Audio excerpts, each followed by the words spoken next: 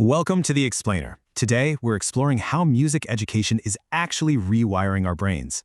And it all starts with this one question, which is exactly why music education is changing so fast. The whole goal is to move from just hearing to actually listening, active listening.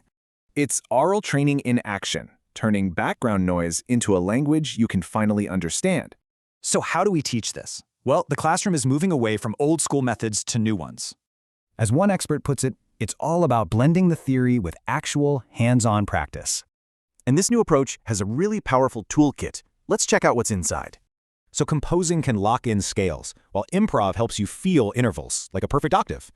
And of course, technology is a huge help. We're talking software, apps, and even MIDI keyboards. Visual tools like this help connect what you hear to what you see, making it all click. Okay, but here's where it gets really wild. This is about way more than just music. Science shows that musical training actually changes the brain's physical structure. It's called neuroplasticity. So what does that get you? More gray matter, a better memory, and sharper problem-solving skills. And that's the key, right? These brain boosts create a ripple effect in your everyday life.